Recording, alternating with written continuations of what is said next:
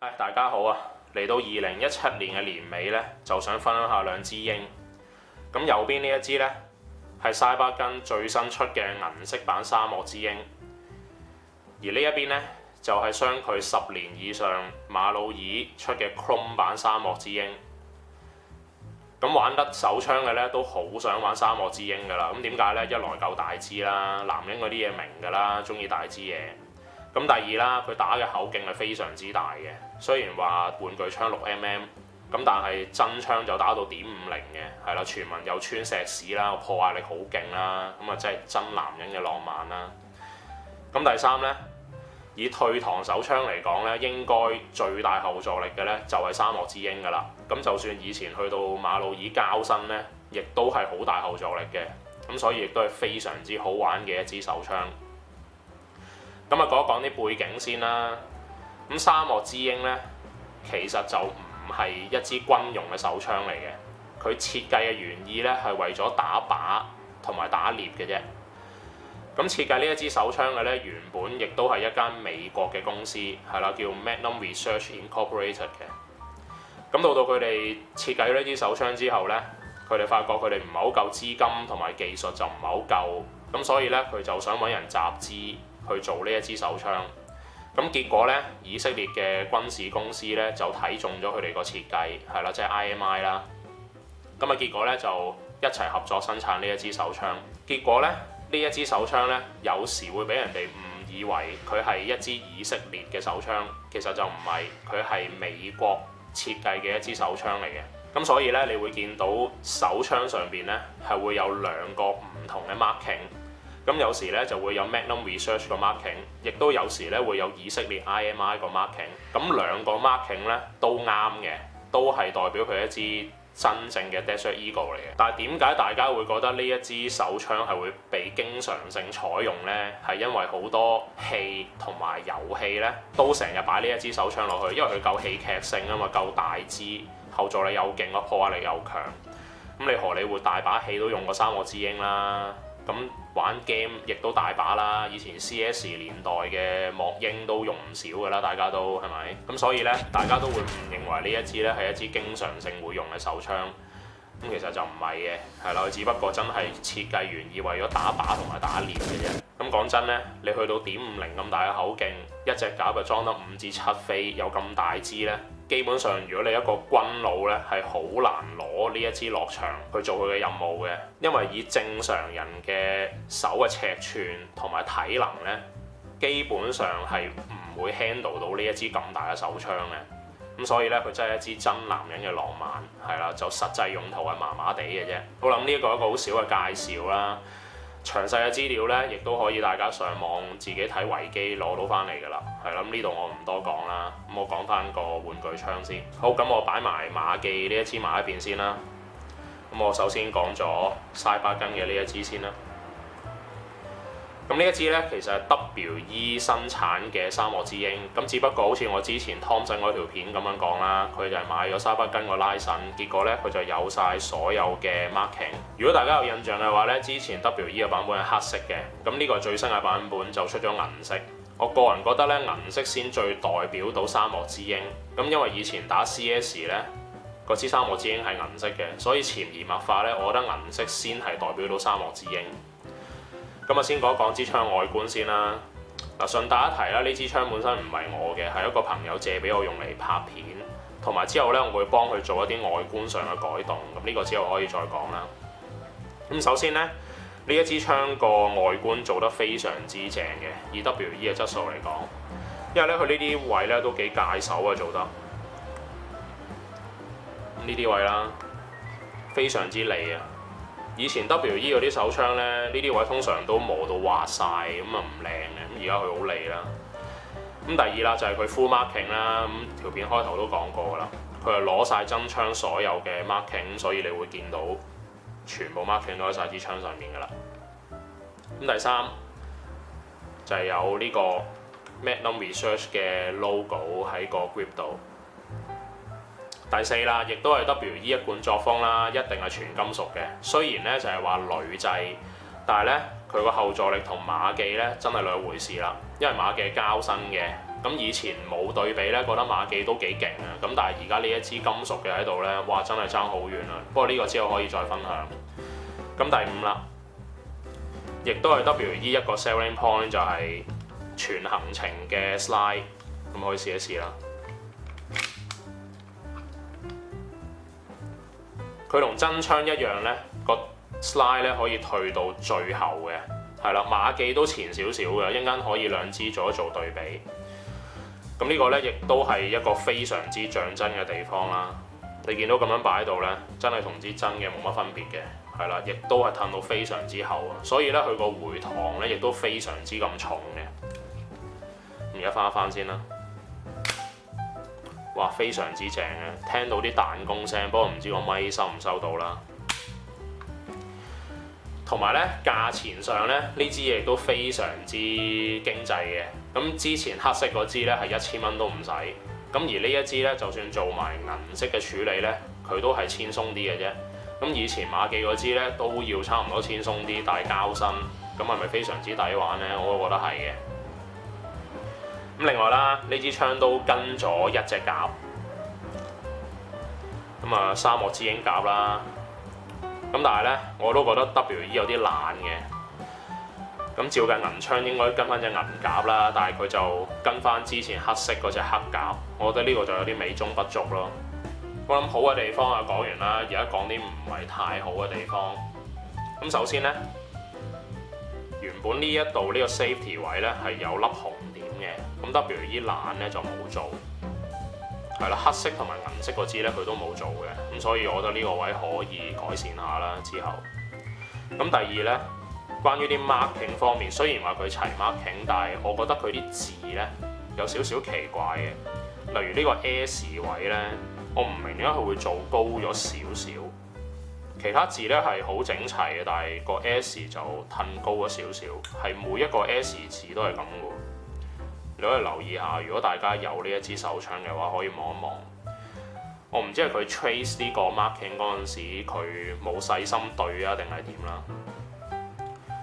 咁第三啦，佢呢啲 finishing 咧就唔一樣嘅 slide 咧都幾滑淨，咁但係前面呢個位咧係唔知點解做咗啲打沙嘅效果。就有少少唔同啦。如果喺一啲好光嘅地方度對比咧，就會見到有兩截嘅 finishing 嘅。第四啦，就係隻夾，頭先講咗㗎啦。我唔明點解佢要用黑色，其實佢可以俾多少少心機咧，做定銀色嘅夾，我覺得成個 package 就靚好多啦。以前馬記咧黑槍係配黑夾嘅，咁佢銀槍係配翻銀夾。我覺得真係正好多，好有誠意啦。咁而 WE 咧，我覺得呢個位真係爛咗少少，係可以改善下啦。至於呢一支槍 set hot up 嘅位置咧，喺呢一度。咁你懟個六角絲落去，扭左扭右咧，就可以校你個 hot up 嘅。咁啊當然冇咁方便啦。咁因為真槍咧，其實佢係參考咗一啲步槍嘅結構，佢先可以承受到咁大粒子彈嘅後座力嘅。咁而家咧 WE 亦都參考咗真槍嘅外觀咧，咁你見到有一個似 M4 嘅煲頭，咁呢個係個飛機啦，同埋呢度有一個好似菊花座咁樣合咗嘅，係啦，咁所以咧就會似 M4 或者其他 AR 系列嘅一個外觀，同埋一個校 hop 嘅方法。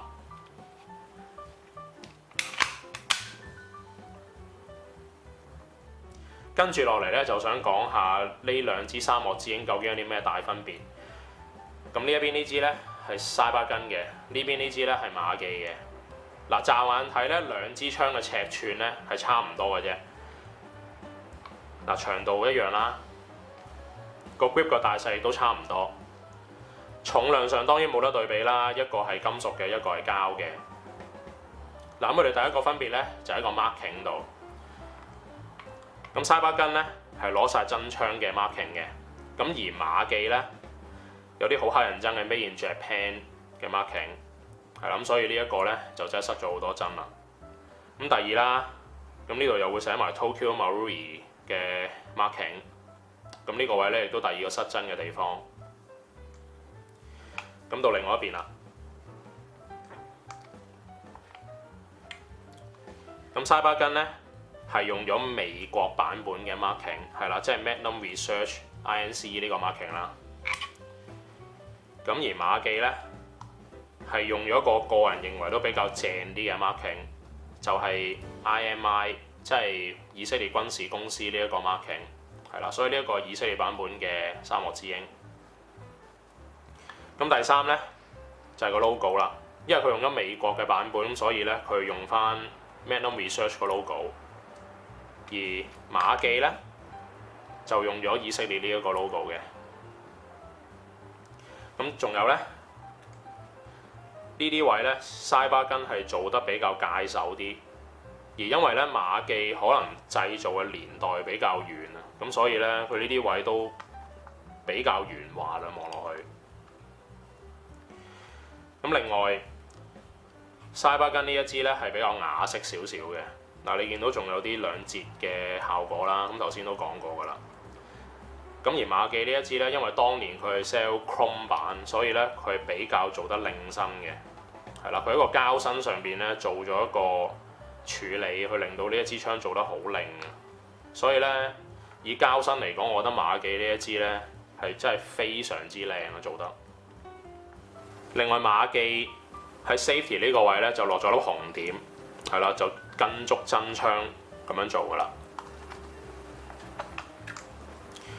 咁而沙巴根咧就懶啦，冇做，兩邊咧都係冇點嗰粒紅點落去嘅。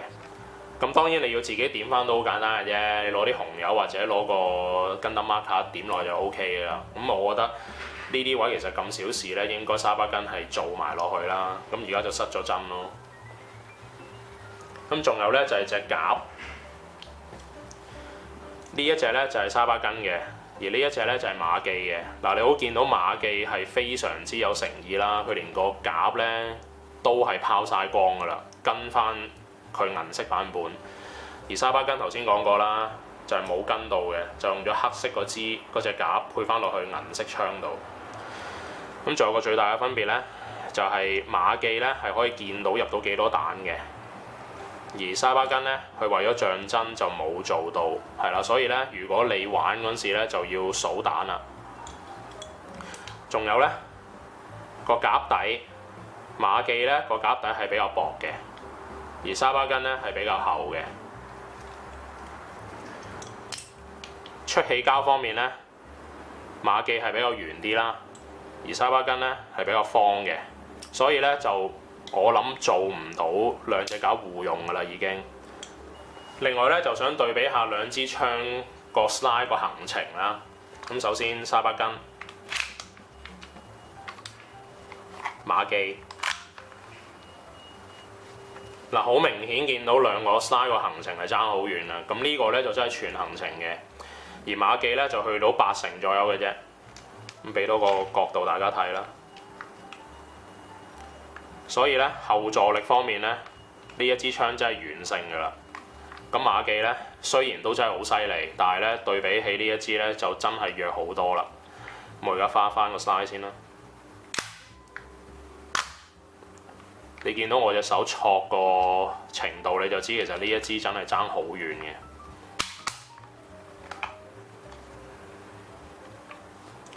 最後咧一個分別就係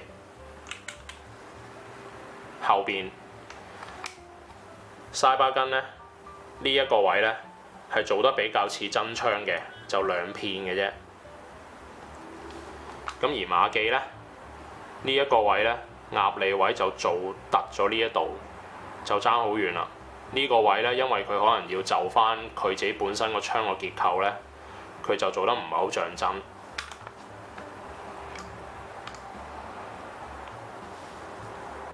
至於拆槍咧，兩支都大同小異嘅啫。當然咧，沙巴根呢一支咧個拆槍方法咧就比較像真啲，咁我可以試一試啦。咁首先撳住呢一邊呢粒掣啦，然後之後剔起呢一個位，咁啊可以成條 slide 褪出嚟㗎啦。咁呢個就係個下身啦，咁呢個就係個上身，咁我下身擺埋一邊先。咁我用咗兩條回膛彈弓嘅設計啦，因為佢個 slide 真係好重嘅。然後之後攞起呢嚿嘢，同埋個 slide。咁呢個就係個槍管，加埋個殼座。咁而呢個呢，就係飛機。咁啊加埋個飛機座。你見到呢個位呢，都幾似 M4嗰種飛機，係啦，好大隻嘅，因為佢真係要推一條咁重嘅 slide。咁啊個擦槍呢，就係咁簡單嘅啫，咁你就可以做到好簡單嘅維修，係啦，同埋保養。至於插馬記呢一支呢，都係大同小異嘅啫。咁首先啦，都係撳住呢個掣。然之後踢起啦，咁啊向前慢慢褪條 slide 出嚟，咁但係咧最好就撳住個 trigger bar 先，跟住再褪。咁呢個就係個下身啦。咁因為馬記咧就唔係跟足真槍結構做嘅，所以咧佢就冇沙巴根咁像真啦。咁我放埋個下身一邊先。咁但係咧呢個位都係差唔多嘅，都係有兩條回膛彈弓。因為佢要操控一條咁勁嘅 slide 啊嘛，咁攞出嚟好簡單嘅啫，就咁一剔攞起，咁就係啦。咁而咧想分隔呢兩個位咧，咁啊褪出少少，撳住個飛機嗰條筷子，跟住扭佢出嚟，咁啊係噶啦。咁呢個咧就係佢個槍管位，咁呢個咧就係個 slide。馬記咧個飛機咧係有個筷子形咁樣夾住嘅，係啦，所以就好唔同嘅。咁而家咧可以攞晒所有嘅件嚟對比下啦。嗱，呢個係馬記嘅，呢個係沙巴根嘅。嗱，你見到個回膛彈弓長度都爭一橛啦，同埋馬記啊兩邊對稱啦做到。咁沙巴根咧只不過係呢度有一嚿件頂住嘅啫。咁啊 slide 啦，馬記頭先講咗啦，佢隻飛機咧係有兩隻筷子夾住嘅，咁而沙巴根咧冇嘅，係齋係一隻飛機嘅啫，咁啊冇兩條筷子嘅，同埋前面呢個位都唔同啦，呢個位係跟足真槍噶啦，咁到槍管。呢個就開咗啦，咁開個結構呢度。咁馬記咧校開嘅方便啲嘅，咁只不過係打開呢個蓋喺呢度校嘅啫。雖然佢唔像真，但係佢真係非常之方便。咁所以咧冇得對比啦，呢兩個結構個樣都爭好遠啦。其餘咧操作上咧大致一樣嘅啫。嗱，而兩個下身咧都非常之唔同嘅。咁呢個係沙巴根嘅啦。嗱，你見到非常之簡單啦，都係跟足真槍。咁而馬記咧，你見到係複雜好多嘅個結構。跟住落嚟咧，就想做少少嘅試射，去對比下兩支沙漠之鷹後座力嘅分別啦。咁首先咧就係馬記，咁啊入架。咁我就冇彈嘅，咁我撳咗 slide lock 嚟打嘅啫，嚟啦。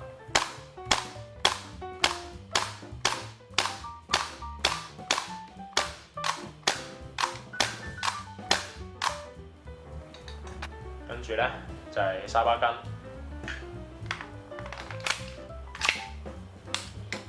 一樣啦。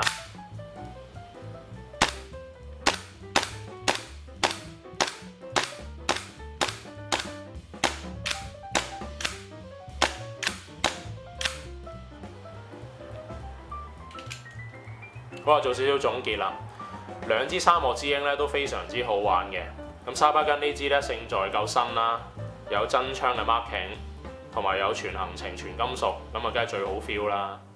馬記咧雖然就唔係全金屬，又唔係全行程，咁但係咧佢 hold up 咧就好容易校，同埋咧佢出咗名馬記嘅準程度，咁所以咧兩支都各有各好。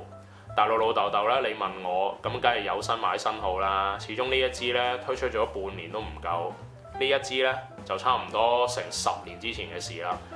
咁同埋大家打得沙漠之鷹嘅，咁梗係想打 feel 㗎啦。咁啊，梗係想買支價廉物美，又有全金屬全行程嘅沙漠之鷹啦。咁呢一支講真都係千鬆啲。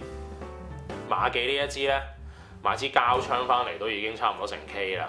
咁你要換埋個金屬，咁雖然啦，出邊有一套吉打嘅金屬 kit 非常之靚仔啦，但係嗰套嘢一來又冇貨啦，二來呢，你要買翻嚟都千幾2000蚊啦。咁你裝埋成支都差唔多3K。咁而呢一度呢，如果你唔嫌佢個 marking 唔係以色列 marking，同埋做得冇咁靚仔 finishing 之外呢，基本上千零已經有一支全金屬好抵玩嘅手槍啦。咁所以呢，我個人認為我都係推介買西巴根嘅呢一支啦。馬記呢一支咧都可以嘅，不過就真係有多餘錢先好買咯。如果唔係就真係唔好考慮啦，始終真係有一段時間㗎啦已經。好多謝。